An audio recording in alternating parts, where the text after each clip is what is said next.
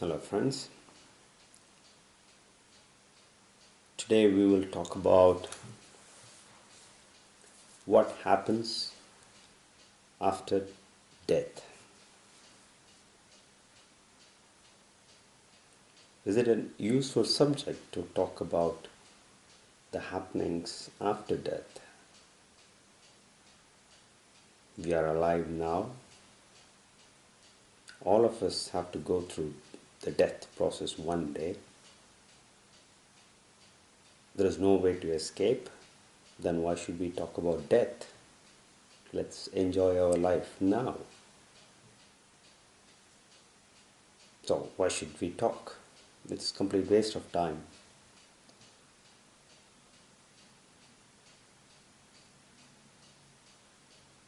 In one sense, it is useful because we all know, at least in most of the religions, at least the Abrahamic religions, Islam, Christianity, and Hinduism, they preach life does not stop after death.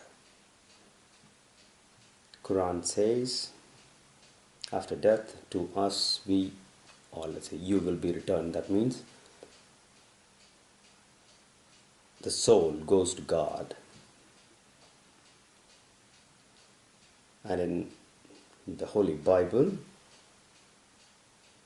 there is a beautiful verse in the book of Ecclesiastes which says, the dust will go to the ground and the soul will go to God. So there is a journey made by the soul after death. In Hinduism, it is clear. It's the basics. They talk about the continuity of life. So why should we talk about death? Since there is a journey to be made after death,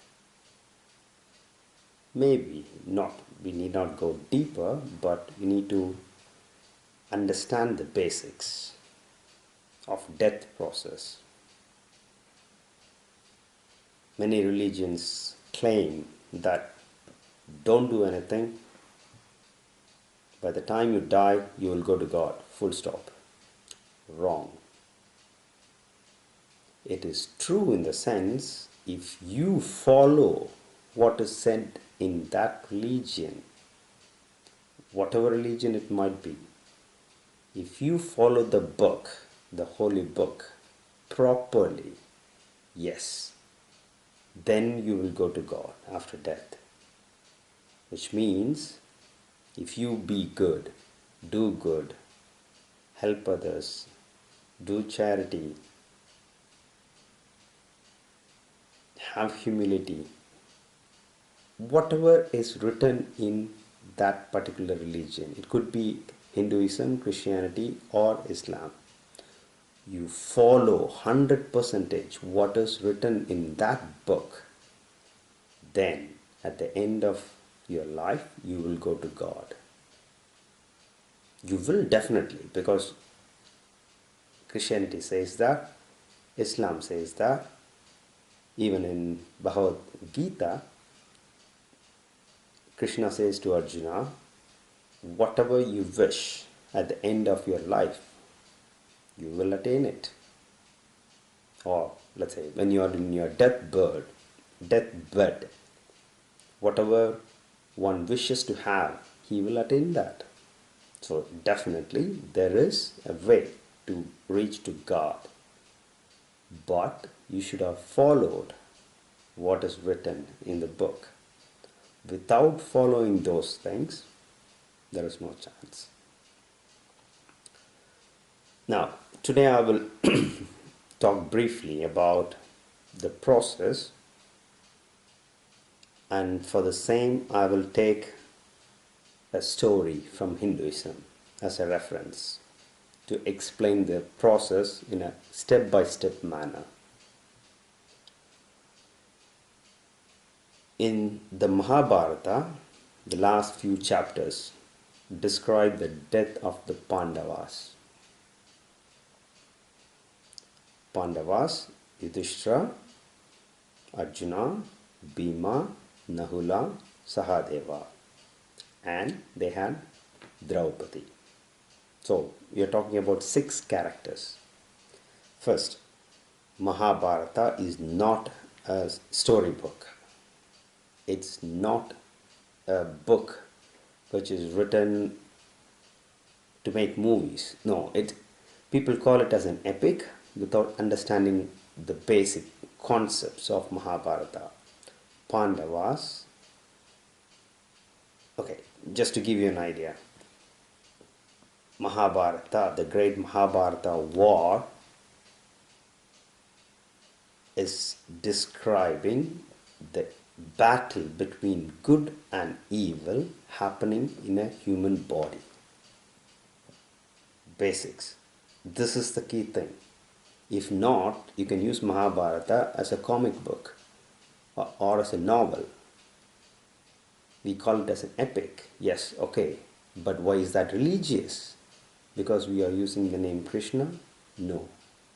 It is religious because Mahabharata is a book which follows the Hindu principles, Hindu philosophy, which is consciousness, the ultimate God, and the human body is the temple of God, which hosts this consciousness in an altered form, which is Atman, for a short period of time. This is the story. This is the Hindu philosophy, and based on this philosophy, the great book Mahabharata was written by the great rishis. Now, who is Yudhishthira? Yudhishthira is the character representing Atman, the individual soul. Yeah, it is not the same as God consciousness. We should not confuse that. Paramatma and Jivatma are different. There is a great debate between Dvaita, is it the same or not, and so on, so on. But still, though Paramatma and Jivatma have the same essence, they are different because of the identity, separate identity from God. So Yudhishthira is Atman. Bhima is mind. Bhima is mind because mind is capable of achieving anything and everything, and it is great. That's why Bhima is portrayed as someone very huge and capable of destroying many enemies. If you see how the Kauravas were destroyed or defeated, it was mainly due to Bhima, the power of mind. Arjuna is the intellect. Intellect is in some Hindu philosophies they call it as reason or buddhi. Yeah? So this buddhi or intellect is Arjuna. Nahula Sahadeva, I already explained in some other videos, I think. Nahula is prana, the energy intake which goes into the body and carries out the necessary functionalities within the body. Sahadeva is apana. Apana is the force which enables the excretory systems to function in a proper way. So prana and apana works together always. So that's why they are called the sons of the twins, or they are called the twins. Or even Vedas, they are called as Ashwini Kumaras. So these are the 5 principles which a human being as God, as his property, using one common source of energy, which is Draupadi. So the body functions with one energy, Draupadi. That's why all 5 Pandavas have been married to one woman. So this is the logic with which the whole Mahabharata is written. Okay, anyway, coming back to our topic, what happens after death? I'm going to refer to the final few chapters of Mahabharata where the death of Pandavas, which means how death is affected in a human body. So if you read the book, first says they have decided to leave the kingdom, which is the body. They'll plan, it's a planned death, and they walked, they went to the forest.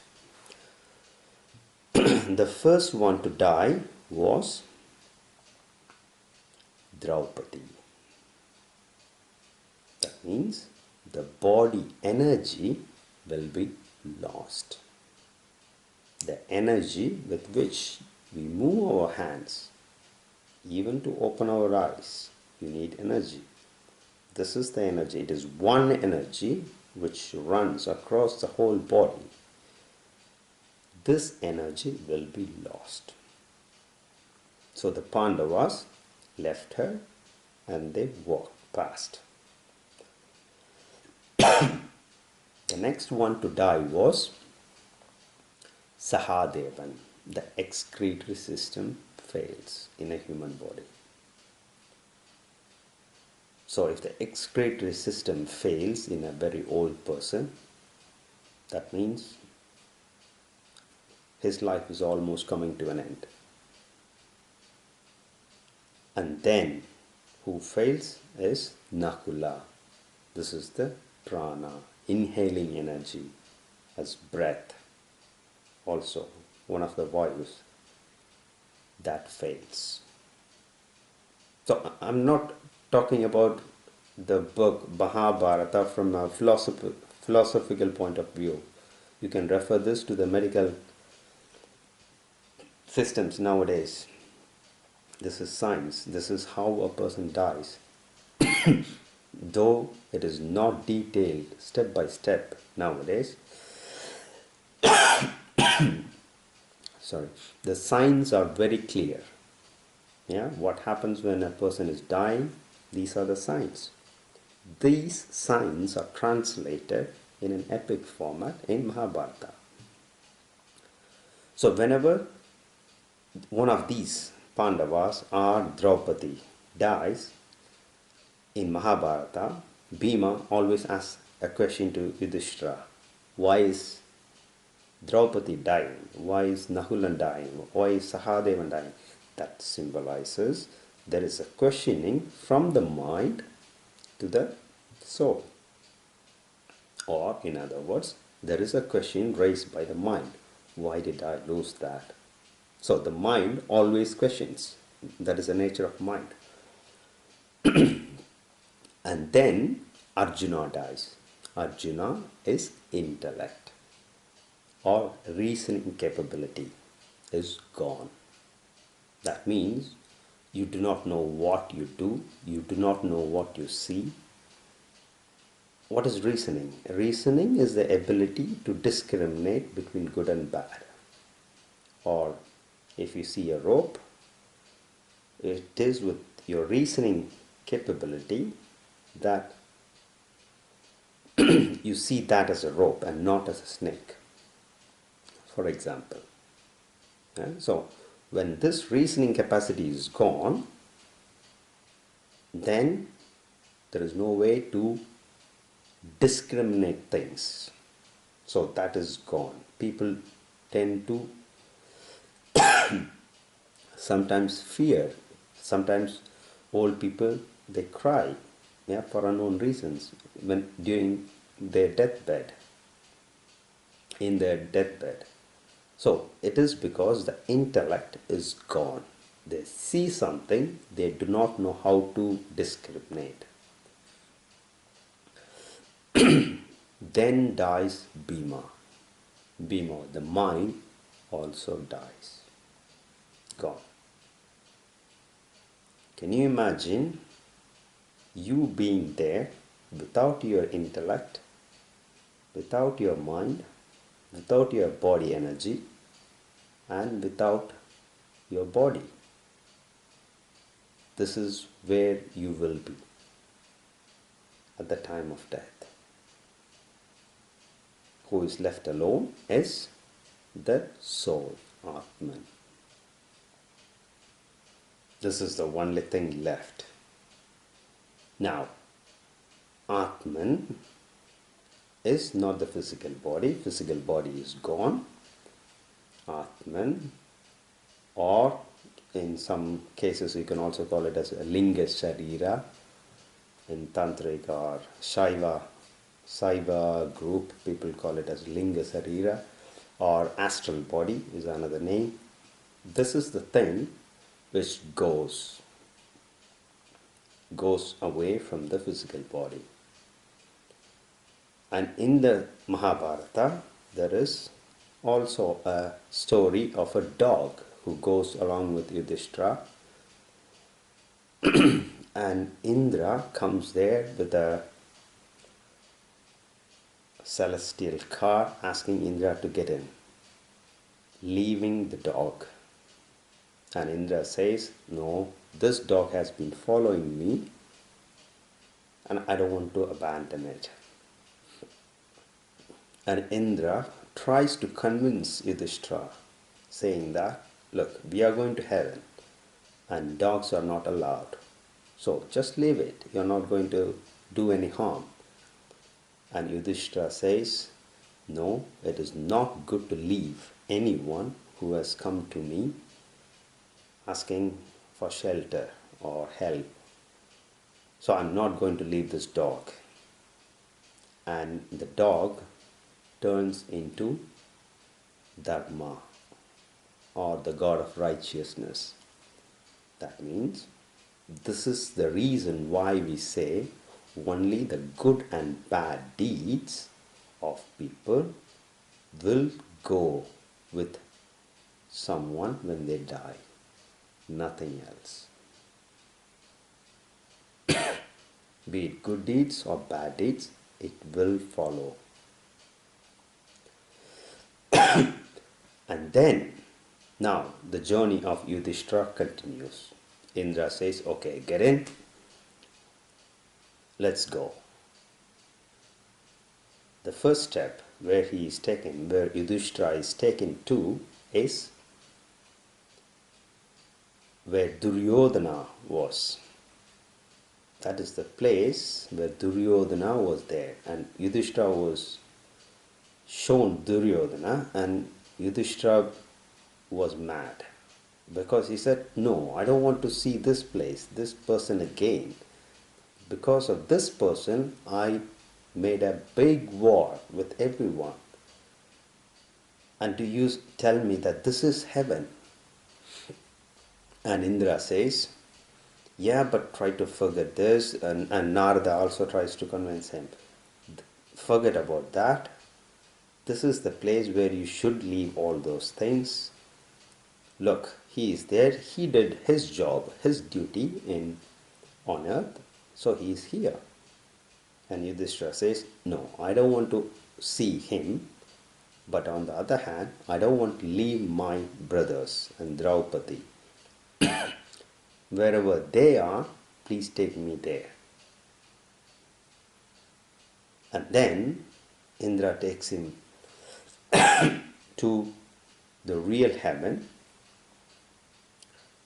and then Yudhishthira finds his brothers and Draupadi there in the real hell, but in the real heaven, but that place will be looking like a hell initially. And then Yudhishthira decides to stay there because it's a big story. I'm trying to make it short because the voices which he heard from the hell appeared to be from his brothers, and his presence, Yudhishthira's presence, made them feel comfortable. For that reason, he says, okay, I will stay here. Even if it is hell, I will stay here. And then, like after a drama, everyone switch on the light. Like that whole place becomes heaven. What is the reason, or what is the significance of this? The significance is, after this astral body has left the physical body, this is taken to a place called hell or heaven. It is not a geographical location on earth. It is the state of, you don't have mind. Mind is gone. The Atman is now taken on a vehicle which is driven by natural tendencies. What is natural tendency? If I see a small insect, yeah, and if I try to kill it, I'm not doing any harm. Yeah, it is natural. I'm seeing an insect and I just kill it. It's gone. It has become natural. I'm not thinking about that in my mind. Yeah, I'm not thinking of killing this insect as a sin at all. But still, if I see an insect and if I kill it, it becomes my habit. This is the natural tendency. The reason why I am quoting this is, once your mind, your intellect is gone, the astral body is driven by the natural tendencies. This is why when Yudhishthira was offered the car, the celestial car by Indra, asking him to get in, leaving the dog, Yudhishthira says, no, I'm not going to leave the dog, because this has become a natural habit for him. This is the only thing with which the astral body travels. If the tendencies which you have made during your life on earth is bad, you will end up in hell. If the tendencies which you have made during your life on earth is good, you will end up in heaven. This is the difference. Again, tendency, by tendency I mean it's like a natural habit. Yeah? We are not doing that consciously, but the habits which we have got over the period of our life becomes the natural tendency. This is the thing which drives. This is why we are asked to practice humbleness, humility, pray to God, blah, blah, blah, blah, so that we will have our natural tendency to be the best one, so that when we leave everything, we will be taken to the right place. If this natural tendency is not cultivated, it goes in circles. What happens in case, see, I have to highlight one point. Whatever I say about death, or anyone says in the world about death, is rubbish, because I have not seen death, you have not seen death, no one has seen death. If they have seen death, they will not be here talking about this. Yeah? So it is all rubbish. But what we have to rely on is the scriptures, holy scriptures. That's why I'm quoting from one of the holy books. Yeah? So